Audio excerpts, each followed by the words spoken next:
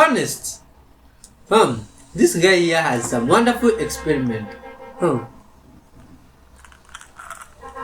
Yeah, you put some battery in a glass of water, some Tic Tacs. This Tic Tac, I only see them in movies and such videos. What are they? Are they sweets or pellets? Anyway, let's keep on watching.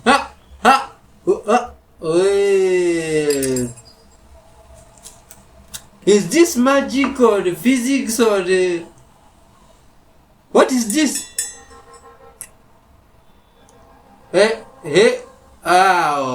Good people of Earth. Is this true matter that this guy is having or what's going on? This is crazy, man. Oh my god. Oh my god. You mean those chemicals can fold some metal like that? This is crazy. Did you guys know this? Have you been knowing this all along and never left a comment about it or what? You see? And then there's this weird type of book here with creatures that look like they had wings. Oh my god, look at these ones. Even the skeleton looks like there's some bones there from the backside. What is this now?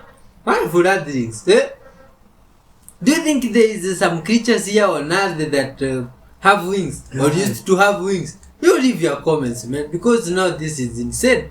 Unbelievable stuff, man. Looks like they were even born with the wings back then, or who knows which time this was. Oh my god.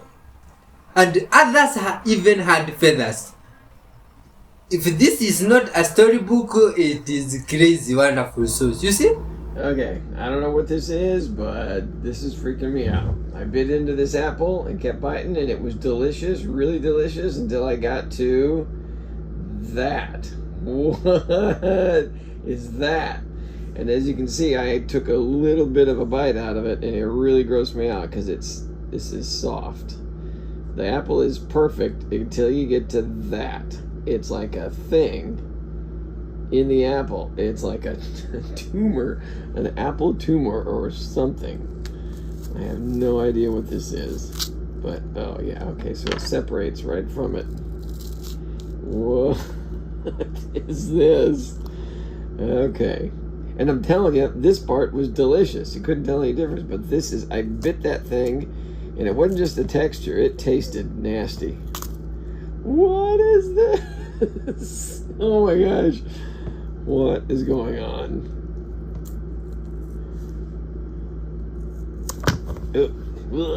Get it all over my computer. Gross. What is this?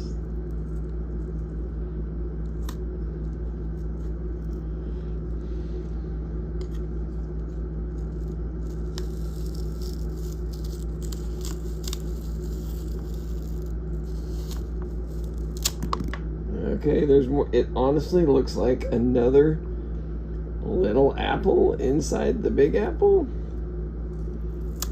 This is something out of Alien. If I get killed here in my tour bus, you guys have video evidence of what ate me. Oh my gosh, this is so weird.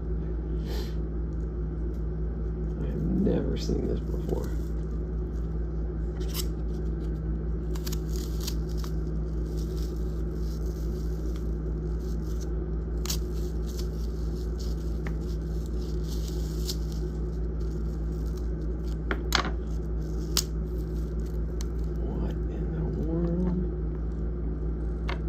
It is. It's like another one growing in here, and it's just, ew, it's just nasty. It's like, this is rotten. Yeah, when I bit it, it just tasted. Yeah,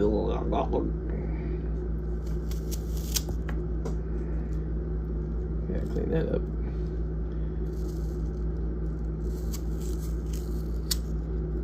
What's going on? Again, if something jumps out and eats me.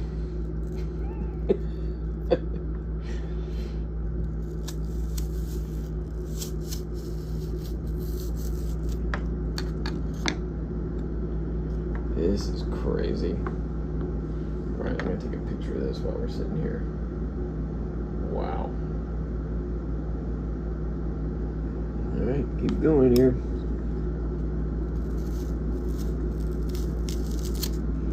It just separates from it, just pulls right off. You can see it jiggle.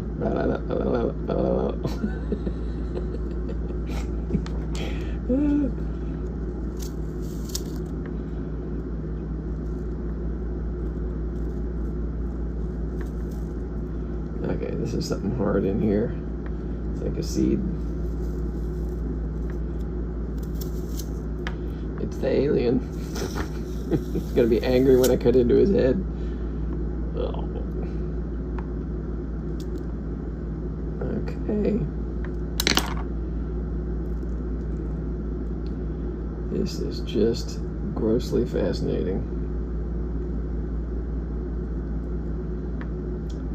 See if I can get this off in one piece. Oh, it just feels just gross.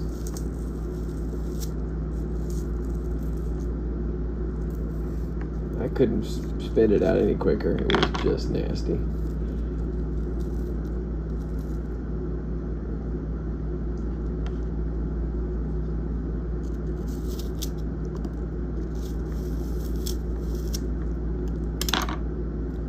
Okay, there it is.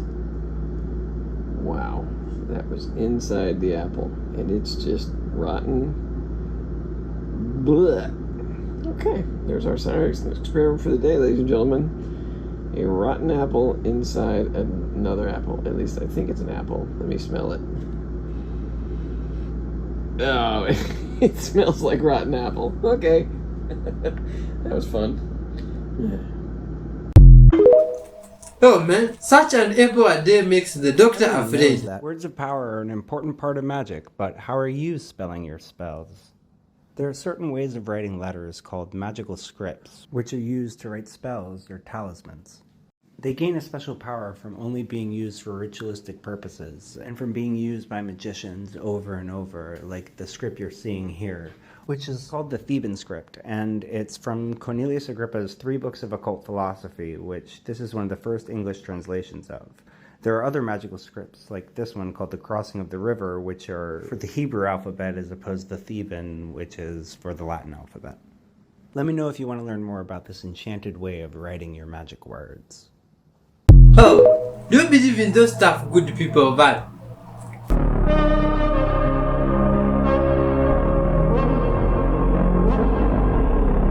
Alright guys, we have yet another slideshow that we're going to have to debunk because the information here is just completely false. So this slideshow that I was tagged in on TikTok, I believe was posted by somebody trying to show proof that flat Earth is real.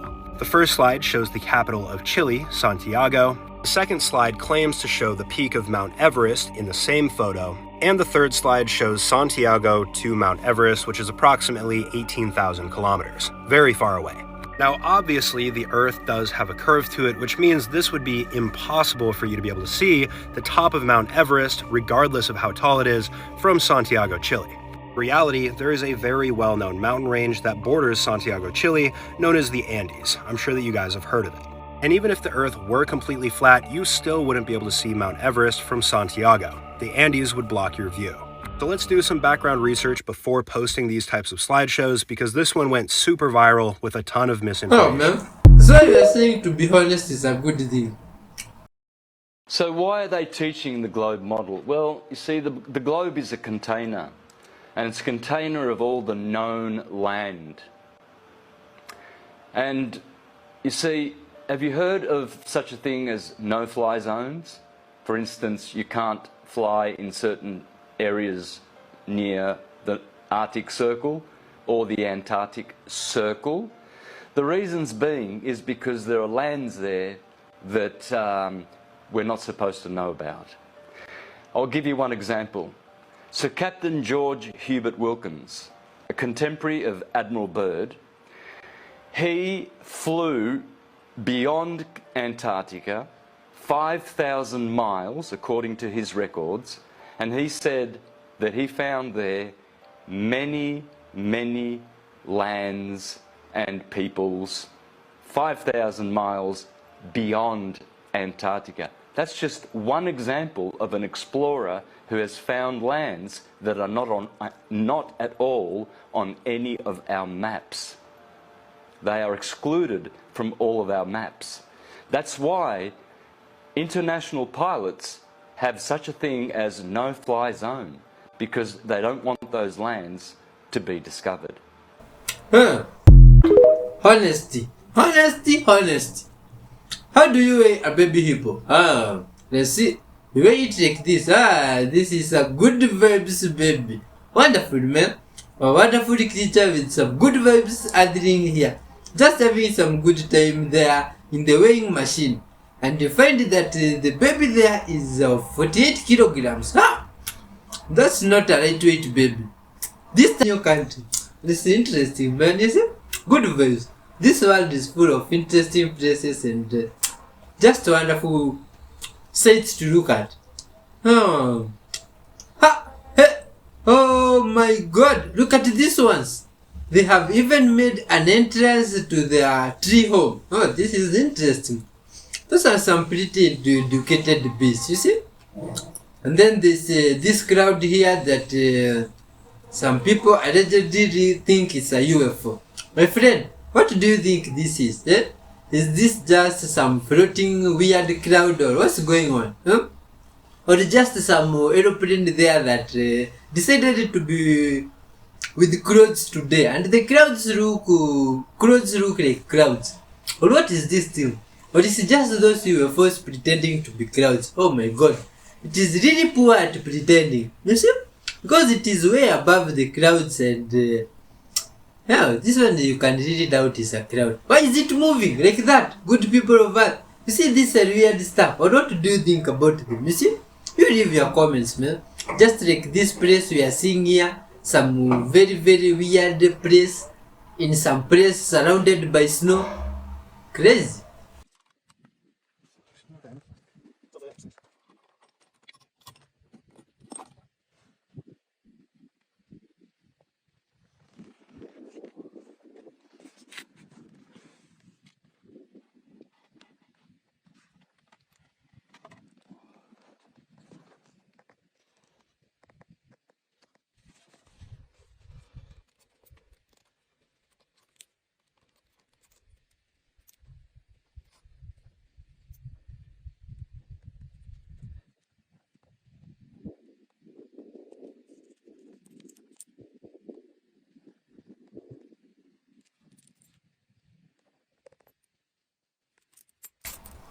This is interesting. This good vibes guy found some hidden treasure, some place there.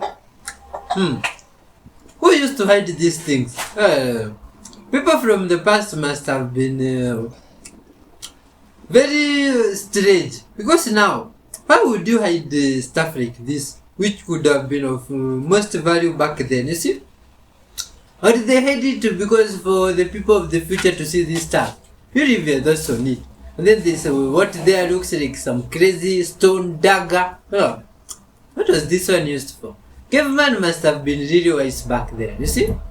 Because now this stuff looks like they are really from the past.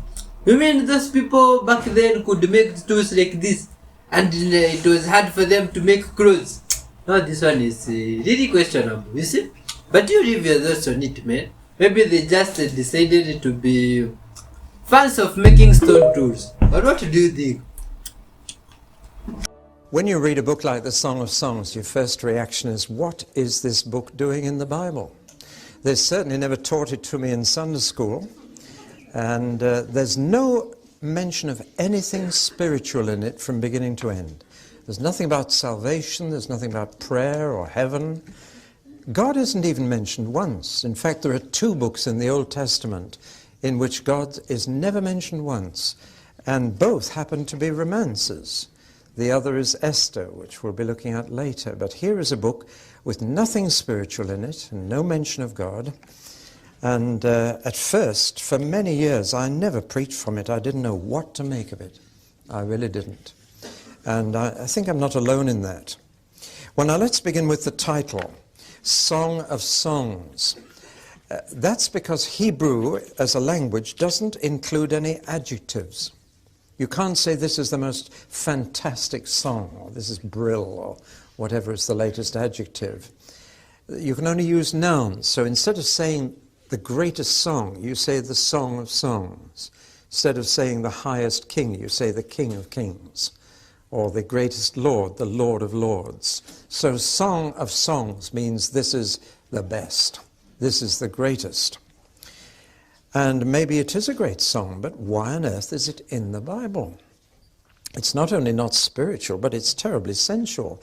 It touches all your five senses. You can smell the apples and the raisins and the flowers, and taste, you can taste those fruits. And what are the others? Hearing, sight. I've missed one out. Touch. It's all there. It's a sensual song, full of senses. And when it gets to an exact description of each other's bodies, the young man and the young lady in this song really get quite intimate, even excited. And as I told you, they never taught me this in Sunday school, but I began to get interested in this book just about the time my voice broke. And it's probably very appropriate that we're studying it 2 days before St. Valentine's Day, February the 14th. So for years I never preached on it. I couldn't handle it. I thought, it gave me a guilt complex. At one stage I bought so many commentaries, devotional expositions of this book, to try and find out some understanding of it. And this just increased my guilt complex, because apparently it was all written in a hidden code. And none of the words meant what I thought they meant, according to these commentaries and devotional expositions. And I think I touched rock bottom when I read one commentary commenting on a verse in chapter 1 where she says, "My lover is resting between my breasts." And the commentator said, this means between the Old and the New Testament. And I remember thinking, help, I am a most carnal Christian. Because when I read that phrase, the last thing I think about is the Old and the New Testament, you see? And I thought God must have put this book in the Bible as a kind of catch-22 book to find out whether you were spiritual or carnal. And so I left the thing strictly alone. I heard that the rabbis treated it as a very holy book. They called it the Holy of Holies. And some rabbis even took their shoes off when they read it. That seemed to me quite extraordinary. So, what do we do with such a book? First thing I want to tell you is this: it is not an allegory. Now, an allegory is in code. An allegory is a fictional story that someone's made up with a hidden message in it. And things are not what they seem on the surface. There's a hidden meaning behind it. I suppose one of the classic allegories would be Bunyan's Pilgrim's Progress, in which everything means something else. The house called Beautiful and the hill called Difficulty. And of course it's quite unreal. Nothing is what it seems. Gulliver's Travels is another allegory. And there's a Church of England vicar who was convinced that Winnie the Pooh was an allegory, an ecumenical allegory, and that Winnie the Pooh was Anglican, a bear of little brain, but the center of everything that happened, and Piglet was Methodist, always hanging around with Winnie the Pooh, and Tigger was Pentecostal, always jumping up and sort of frightening people with sounds that nobody understood. And they all belonged to Christopher Robin and finished up in the enchanted place with him together. It was well worked out in the Church of England newspaper. But this is what an allegory is. It's a fictional story with a hidden meaning. And I'm afraid that's how most people have treated the Song of Songs. The trouble is, when they try and decode it, they all have a different code. They all come up with different meanings. And everybody sees what they want to see in it. And that didn't satisfy me at all. Why can't we take it in its simplest, plainest meaning? Well, because we think that's not very nice. The trouble is that we've been far more influenced by Greek thinking than Hebrew. And the Greeks never got it together. Life was always divided up for them between the physical and the spiritual, the sacred and the secular, always divided up like this. And they could never quite get the physical and the spiritual into one picture. And so the Greeks either became very spiritual people or very physical people, either very self-indulgent or really aesthetic. Now for Hebrews, there is one God who made the physical and the spiritual, and to the Hebrew mind, physical is good, whereas to the Greek mind, physical tended to be evil in itself. But if God, if a good God made this material world, then material things are good, and it was God who made us male and female and made it possible for us to fall in love and to be man and wife together. So we're talking not about an allegory, but about an affirmation. An affirmation. Write that down. Here in the middle of the Bible, God is affirming love between a man and a woman. He's saying, I did that, I thought it up, I made it. One of the biggest lies that the devil has spread around the world is that God is against sex and Satan is for it. Actually, the truth is the exact opposite. And the devil has convinced so many of this lie. It was God who made sex and it's Satan who's destroying it. That is the truth. So this is an affirmation in the middle of the Bible of human love. And the Bible says, don't call anything unclean that God has made clean. And it applies particularly here. Whenever I conducted a marriage, I always read part of the Song of Songs and told them to read the rest of it on the honeymoon. And recently a vicar told me he did the same thing, told a couple he'd like to read that at their wedding. They said, oh, you can't read that in church. And there it is in the middle of the Bible. Well now, is that all the Song of Songs is? Is it simply an affirmation of human sexuality? No, it's something more. It is also an analogy, not an allegory, but an analogy. Now I've got to explain the difference. An allegory is a work of fiction with a hidden meaning, but an analogy is a fact, which is like another fact. Now this book, as I've told you, is a romance from beginning to end. It's a love story. It's written to you by someone who loves you more than anyone else. It is a love letter. When my wife and I moved house, we found, tied up in bundles, our love letters to each other before we married. And I opened a packet of mine to her and read one, and I was appalled that a man of average intelligence could write such drivel. Did you ever write swalk on the back of an envelope, S-W-A-L-K? Those who don't know or need to be initiated into that, it means sealed with a loving kiss. And one young man told his girl, he said, whenever I get a love letter from you, I kiss the back of the envelope because I know it's had your lips on it. And she blushed crimson. And she said, well, actually, I moistened the flap on the dog's nose. So all romance fled. But when we found our love letters to each other, they were falling to pieces. Now, that's not because we were married 300 years ago. It's because when you get a love letter, you read it, and you read it, and you read it. And I carried hers to me around in my RAF uniform in this pocket, and any spare minute, pull it out and read it again.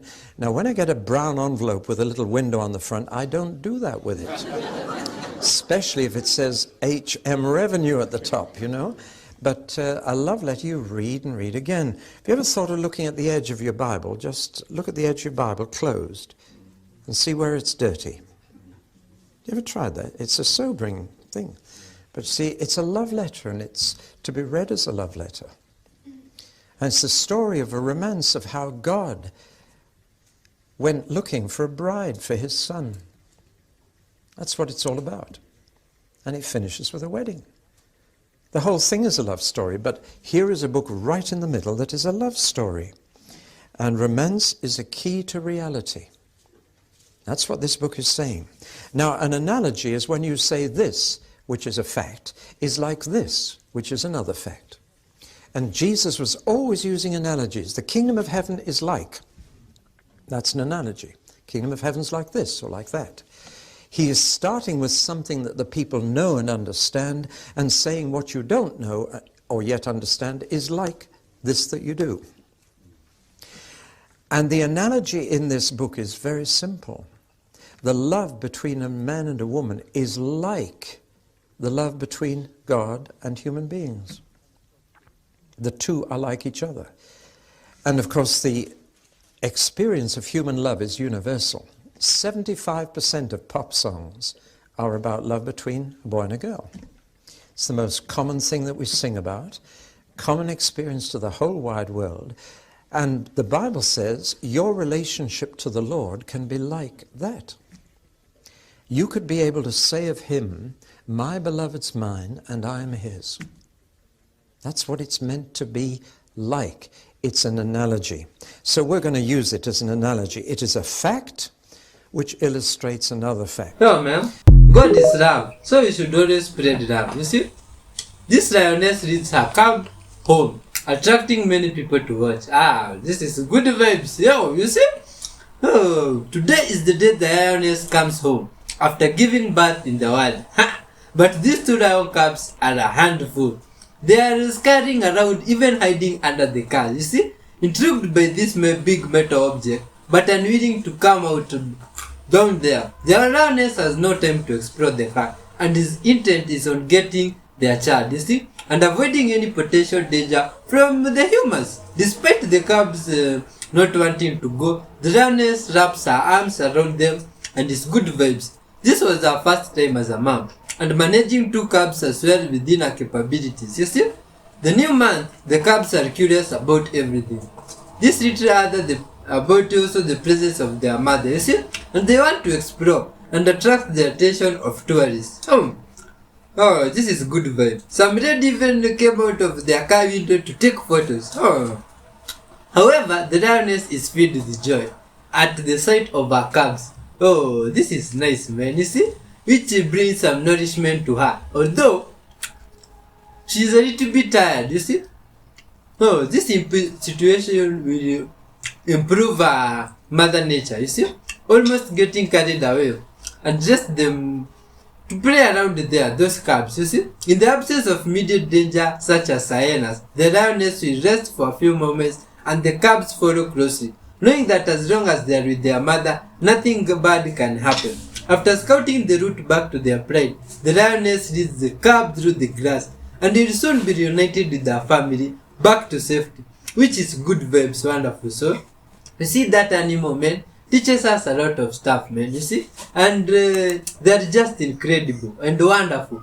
You see, out there in the wilderness is not easy. We all know that. Imagine living a place where there's no house, like where you live yourself and it's just raining, like what is happening right now. It's hard time for them out there in the wilderness. But also with all these hardships and crazy stuff, they are able to spread love towards one another. They understand compassion, which is good vibes, man. You see, they are very grateful when you do them good, which is interesting about them. Wonderful souls. If these animals can understand love, to be just grateful, they can understand caring for one another. You see, we can do better than them. You see, after all, we were meant to take good care of them. We were made to take good care of them. You see, so good souls, from wherever you are watching from, always treat those around you well, with loving and kindness, you see, and God will never stop blessing you, and good vibes will always come your way. Respect to all those guys in the comment section, hitting the like button, and to all the new subscribers.